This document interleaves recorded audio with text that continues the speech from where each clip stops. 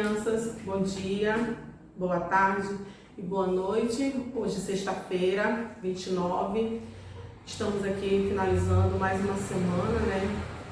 Juntos, você aí na sua casa, eu aqui na escola, fazendo o máximo para levar as aulas até você. E não esqueçam que o mais importante é termos fé que logo tudo isso vai passar. Não esqueça do nosso momento de oração todos os dias, tá? Com a família. Pedir sempre por todos, pela família, pelos amigos, por todos, até pelos desconhecidos, tá bom? Que é muito importante você sempre pedir pelo seu próximo, tá bom? Porque você não sabe como eles estão, de repente estão necessitando de alimento, moradia. Então é sempre bom, todos os dias nas nossas orações, colocarmos todas as pessoas, né? Porque ruim ou não, são pessoas, são seres humanos e precisam também ter um pouco daquela misericórdia, tá bom? Não esqueçam desse momento todos os dias, tá? Quando acorda, quando vai deitar, é muito importante. Na hora do alimento, agradecer sempre ao Papai do Céu, que Ele vai resolver todos os nossos problemas e vai logo trazer de volta vocês para a escola, tá bom? E a nossa aulinha de hoje é sobre religião, né? Aula passada falamos um pouco sobre libertação, liberdade, né? Cada um tem a sua opinião sobre a palavrinha liberdade, né? Mas que deve ser usada sempre pensando no seu próximo, não em si somente, mas sempre no grupo, tá bom? E aqui na página 38, nós temos aí, fazendo descobertas. Deus se importa com as pessoas? É uma perguntinha, né? Aí você vai dizer assim, claro, professora, com certeza ele se importa com todas as pessoas.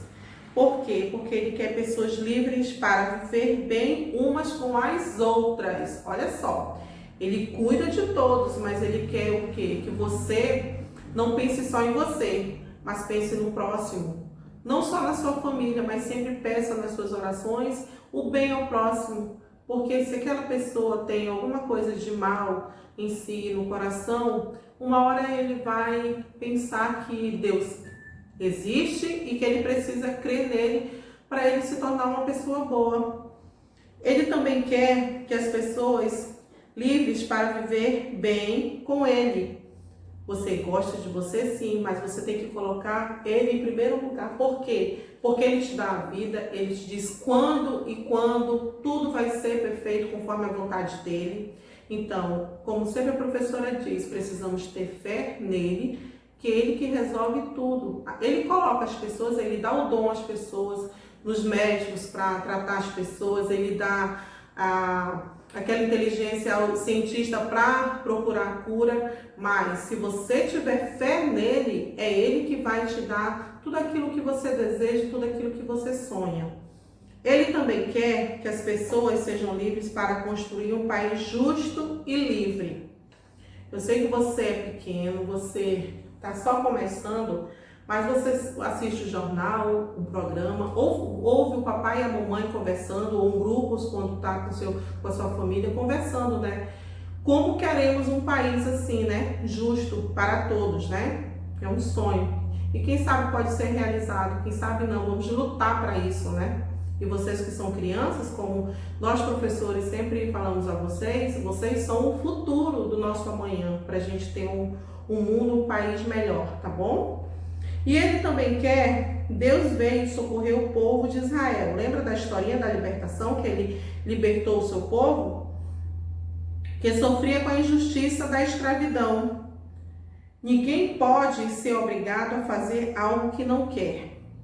Somos livres para fazer escolhas, mas devemos ser responsáveis por elas. Olha só, você é criança, sim, mas você também tem que colocar na cabecinha que se o papai manda você fazer uma coisa ou a mamãe, você tem que fazer. Eu não quero fazer, não é eu não quero fazer que não é resposta. Se ele pede para você fazer algo que seja bom para você, com certeza você precisa fazer. Agora, não faça algo que você pode ser chamado pelo seu papai ou por sua mamãe, ou até na escola mesmo, pela professora. Se você vai fazer alguma coisa que vai machucar o próximo, o coleguinha, ou em casa, o irmão ou a irmã, você tem que pensar antes de fazer, antes de agir. Porque às vezes uma palavra machuca, assim como uma pancada. Você dá um beliscão, mas aquela dor vai passar. E a palavrinha, será se o colega vai esquecer? Às vezes não, às vezes tem palavrinhas que machucam. Já tivemos uma conversa sobre isso aqui também na escola. Vocês vão lembrar sobre machucar o coleguinha com palavras, dizer algo que não é bom, tá bom? Você sempre tem que pensar antes de falar e antes de agir. Ter todo um cuidado, tá bom? Crescer sempre pensando dessa forma. Que não se pode machucar nem com palavras e muito menos com pancada. Não é porque eu vou levar uma pancada que eu vou devolver. Às vezes a gente até sente vontade de devolver, mas é correto? Não. Mas temos que ter responsabilidade dos nossos atos, tanto em falar como agir, tá bom? E Deus também tornaria Israel uma grande nação. As situações ruins não duraram eternamente, sempre podemos começar de novo. Com certeza. Vamos dar um exemplo agora do que nós estamos vivenciando, né? Vendo, muitas pessoas estão morrendo com essa pandemia, com esse vírus, mas vamos ter fé, assim como o povo de Israel teve fé, que teve a libertação para eles, vamos pensar dessa forma também positivo, que tudo isso vai passar e logo, logo vai ser algo que vai continuar sim, mas que vai ser algo que vamos poder controlar, que os médicos vão conseguir toda essa cura, que vai poder ter um remédio. Vamos pensar dessa forma que nós vamos ter essa libertação contra essa terrível doença que está aí matando muitas pessoas. Então a gente sempre tem que pensar positivo. Não achar que não vai dar certo, vai sim. A gente sempre tem que ter esse pensamento de ser positivo sempre, acima de tudo, e fé também, tá bom? Aí nós temos aí na página 39, veja as opiniões a seguir sobre ser livre. Nós temos 3 rostinhos aí, ó. Na página 39 aqui, ó. 3 quadrinhos aí com 3 rostos. Aí temos assim, as opiniões de ser livre. Ser livre é poder fazer o que eu quero sem pensar nos outros? Será que é isso? Aí a segunda opinião. Eu acho que ser livre é ter tudo o que eu quiser. Olha só a segunda opinião. Na minha opinião, é poder ir a qualquer lugar quando eu quiser. Será que é assim? Será que funciona dessa forma? Essa liberdade, esse ato de querer ser livre e fazer o que quiser, sem ter alguma consequência, né? Aí a professora pergunta para você, o que é para você ser livre? Para mim, ser livre é eu, sim, procurar fazer algo que seja bom para mim, mas também que seja bom para o meu próximo. Porque eu não posso sair por aí fazendo o que eu quiser. Se fosse assim, nossa, eu acho que o mundo estaria pior. Por quê? Porque aconteceriam coisas muito tristes, muito horríveis. Então, será que a gente pode sair por aí fazendo o que quiser, ter essa liberdade de ir, vir quando quiser, fazer o que quer? Não, não é dessa forma. Porque para você ser livre, você tem que você tem que pensar nas consequências dessa liberdade. Então, você sai de casa sem a permissão do papai ou da mamãe, ou com o papai ou com a mamãe? Claro que não, né? Talvez para brincar lá na frente da casa, ou para ir numa taberna, no comércio pertinho de casa que o papai manda ou a mamãe. Você vai lá rapidamente e volta com todo o cuidado, mas essa liberdade ele está te dando e ele confia que você vai lá. Aí se você for e de repente sair de lá e for para outro lugar, você já está indo fazendo uma coisa que não é para você fazer. Por quê? Porque pode vir consequências dessa liberdade que o seu pai deu e você fez outra coisa. Então, ser livre não é você sair por aí fazendo tudo o que quer. É você pensar no seu bem e no bem do próximo, tá bom? E nós temos aí embaixo, em nosso país, expressar nossa fé é um direito garantido por lei.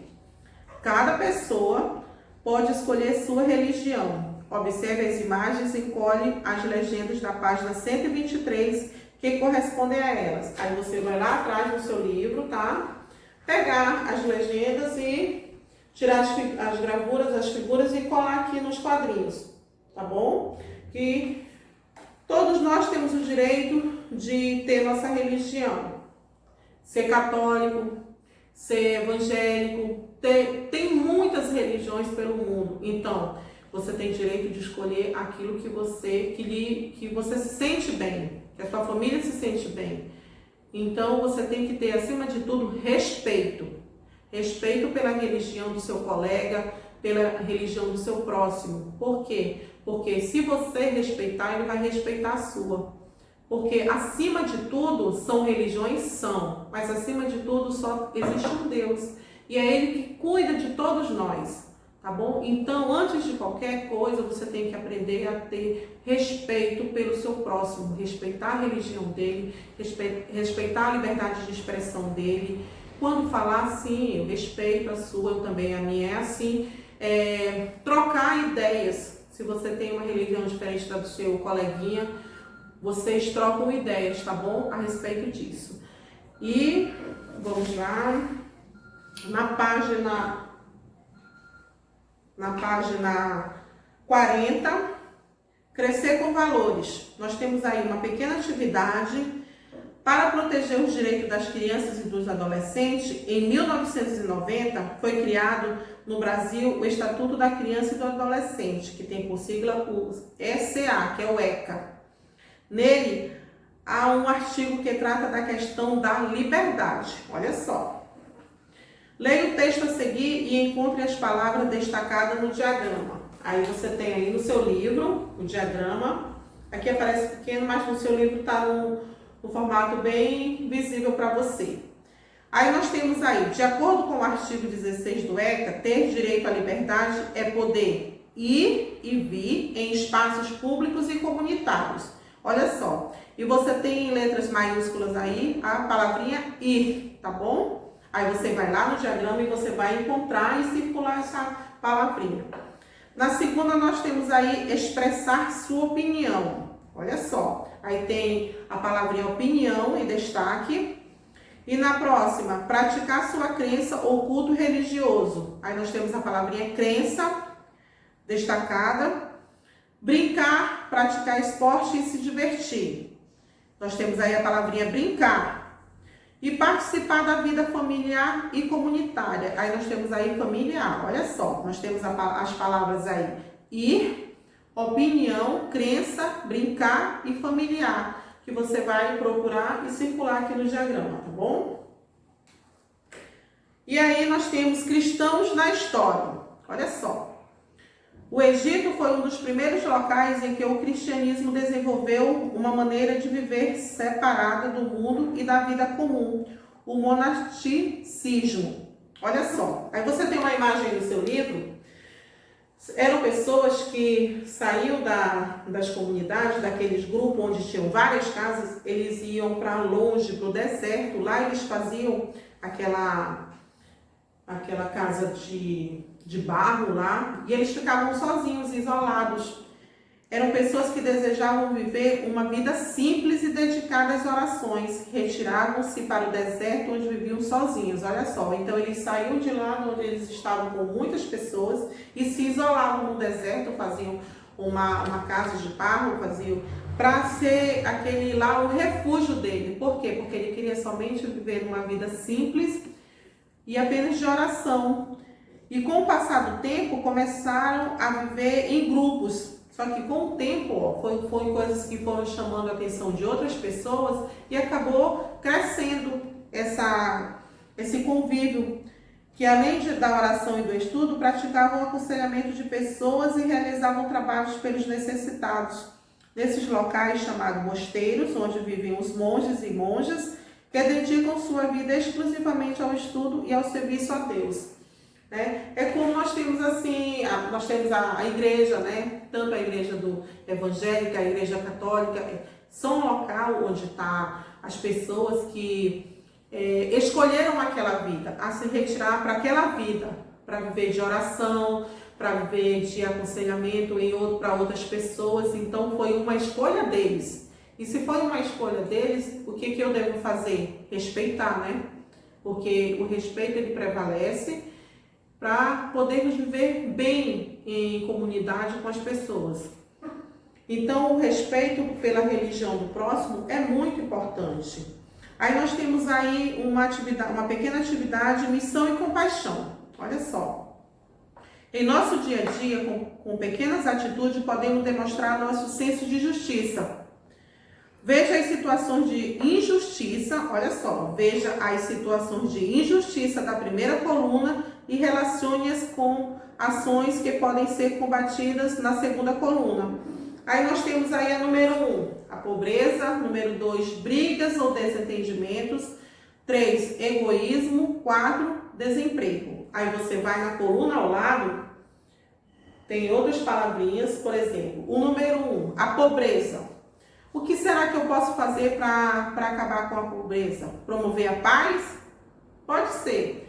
Trabalhar por um mundo mais justo economicamente? Com certeza seria essa, né? Olha só, o número 1, pobreza. Então aí tem a frase aí, trabalhar por um mundo mais justo economicamente, onde todos possam trabalhar, ter seu sustento, não ser igual, claro que ninguém vai poder ser igual a outro no meio financeiro, mas ter um bom custo de vida onde todos possam se alimentar, se vestir e ter suas coisinhas, né? Então, o número 1 seria trabalhar, trabalhar por um mundo mais justo economicamente. Então, você vai ver um número aqui, a palavrinha, e você vai ver qual que se identifica com ela para ser resolvida, tá bom? É um senso de justiça, de injustiça, e você vai procurar um senso de justiça para tentar resolver, tá bom?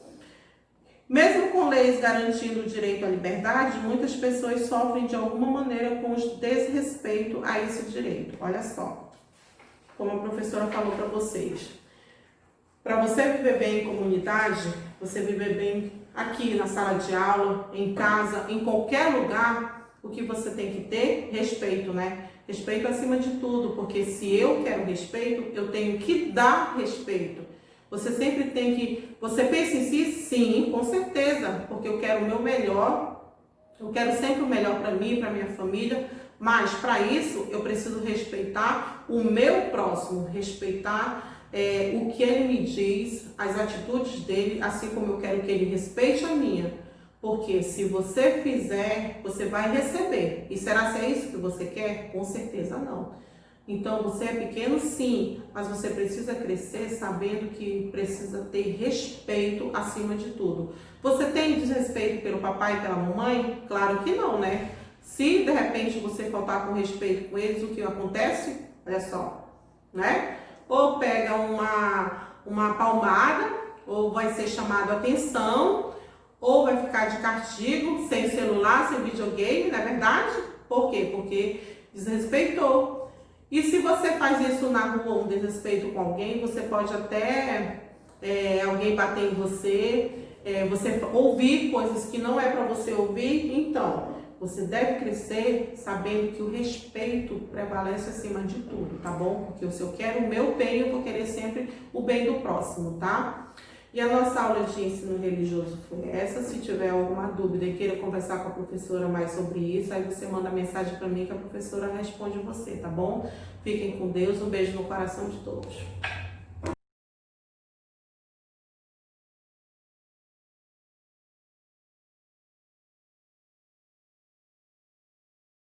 Oi, crianças! Dando continuidade aqui na nossa aula de sexta-feira, né? Chegando o final de semana, fazer atividade, não pensar só em brincadeiras, tá bom? Mas tirar um tempinho para fazer atividade que ainda falta, tá? Olha só, vamos falar agora sobre a nossa disciplina de arte. Aí nós temos aí o capítulo 5, na página 29, sobre o suporte nas artes visuais. Olha só, aí na página 29.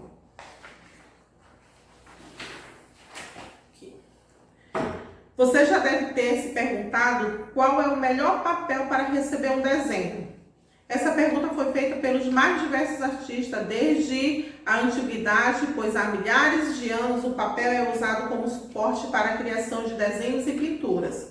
Eu sei que muitos aqui, quase todos, né? Alguns que ainda não gostam muito de desenho, de pintar, mas a maioria aqui, eu vejo vocês quando termina a atividade, aí vocês, professora, me dá um papel para me pintar, para me desenhar, porque gosta, né? Então é uma coisa que você gosta e é muito legal. E o suporte é toda a base onde o artista cria sua obra. Olha só. Ele pode ser de qualquer natureza, pode ser de papel, tela, madeira, argila, parede. Até mesmo o corpo humano pode ser utilizado como suporte para pinturas. Aí na página 30, olha só. Nós temos aí esse primeiro quadro com essa imagem, né? Aqui esse homem aqui fazendo uma tatuagem, né? Fazendo tatuagem nessa mulher aqui, olha só. Aí tá sendo utilizado o quê? O corpo dela para pintar a obra dele, né? Ele tá usando o corpo dela, fazendo a tatuagem no corpo dela para pintar a obra dela. Ela escolhe, faz o desenho e ele vai lá, faz o desenho no corpo dela. E nós temos aqui também esse quadro, olha só. Esse quadro, ele está mostrando aqui a crucificação e o juízo final. Olha só.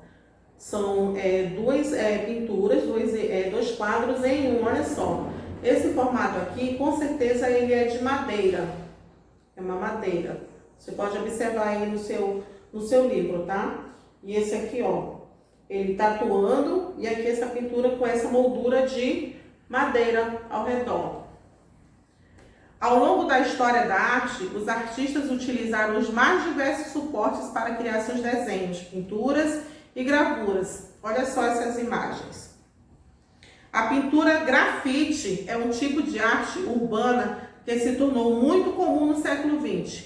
No grafite, os suportes mais comuns são paredes, muros, placas e outros elementos do espaço público. Olha só essa imagem aqui, né?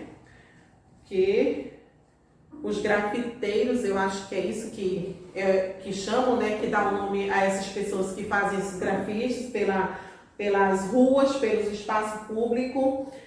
Me parece também que é até proibido. Isso aí pode até ser preso. Olha só. Se você vir com um spray aqui, pintar a parede da escola ou pintar a casa do vizinho sem ele dar o consentimento, isso pode dar cadeia, você pode ir preso, porque não pode. Olha só aqui, nesse edifício, é um prédio aqui, olha só, esse desenho. Mas isso aí precisa ter permissão, tá? Para fazer. Aí refere-se a um tipo de xilogravura e pintura muito influente no Japão. Olha só, entre os séculos 17 e 19, a xilogravura é uma técnica parecida com o carimbo, em que uma imagem é gravada em um pedaço de madeira para servir de matriz. Em seguida, a matriz recebe tinta para imprimir a respectiva imagem em outro suporte, como tecido, papel ou madeira. Olha só, isso aqui é no Japão, isso aqui, ó, como é feito. Eles fazem tipo um carimbo, aí depois eles podem colocar no papel ou no tecido e também pode ser impresso, olha só. Como tem várias formas de você expressar, né, a sua obra de arte. Começamos pela tatuagem, aí tem as molduras, é como uma foto sua, que o papai ou a mamãe colocam a sua foto, né, naqueles porta-retrato, né, você vê que existem várias molduras diferentes onde você pode colocar a sua fotografia. E quadro grande também, né? Olha só. Tá? E na página 32, nós temos aí a obra-prima de Michelangelo Buonarroti. Olha só, nome difícil, hein? Todo artista tem sua obra-prima. Michelangelo, ele nasceu em 1475 e morreu em 1564, criou a sua no teto olha só, ele fez essa obra na Capela Sistina, no Vaticano. Essa pintura é considerada uma das mais importantes obras da arte ocidental. Olha só que obra de arte. Essa você vai ver aí no livro de vocês, que isso aqui ele fez no teto de uma capela, de uma igreja. Olha só o quanto deu trabalho para ele fazer essa obra de arte. E é uma das obras de arte mais importantes da arte ocidental, essa obra de arte. Olha só, muito bonita, né? Tem vários formatos de desenhos de pessoas aí em diferentes posições, da pessoa fazendo alguma coisa, né? Muito bonito. Aí aqui, essa obra-prima, no Renascimento, para receber a condição de artesão, um aprendiz deveria criar sua obra maior, a que estivesse à altura de seu mentor. No decorrer do tempo, com a consolidação da figura do artista, a expressão obra-prima passou a ser utilizada para se referir à obra principal de seu autor. Ou seja, antigamente, né, no Renascimento, para ele se tornar um artista de muita importância, ele teria que criar uma obra de arte como essa aqui, ó. Uma obra de arte que fosse considerada uma das principais, uma das melhores. Então, hoje não, você tem várias pessoas que trabalham de formas diferenciadas, né, como vocês viram, tatuando, pintando quadros, pintando o grafite, né, as paredes, os muros. Tem escolas que tem o muro todo feito com uma história, desenhos muito bonitos. E nesta obra feita entre os anos de 1508 e 1512, Michelangelo pintou várias cenas bíblicas. Olha só, essa pintura que vocês têm aí no livro de vocês, são várias cenas bíblicas. Para isso, ele usou como suporte toda a extensão do teto da capela. Ou seja, ele usou todo o teto da capela para pintar várias passagens bíblicas no teto, chamada afresco. Um tipo de pintura feita sobre o gesso ainda úmido. Olha só, então toda essa pintura foi feita no gesso, ele praticamente quase todo úmido, para poder ele fazer toda essa pintura. Agora, olha o tempo que deve ter levado, né? Para ele fazer todos aqui, ó. Cada parte dessa pintura aqui é uma passagem bíblica que ele escolheu para pintar no teto da capela. Muito interessante. E na página 33, olha só, atividade. Vamos produzir pinturas em diferentes suportes. Utilize esta folha para fazer um esboço de sua pintura. Ou seja, você vai criar a sua obra-prima aqui, olha só. Isso quer dizer que você vai fazer seu desenho e você pode criar o seu quadro. Pode ser com um palito de picolé, pode ser a sua escolha, ou de papel, ou diferenciado de papel. Você pode fazer o seu quadro aqui, com lã também ao redor. Você vai criar o seu quadro, a sua pintura, tá? Você vai escolher o desenho, vai desenhar, vai pintar, vai fazer sua obra de arte e em seguida você vai fazer a moldura à sua escolha, tá bom?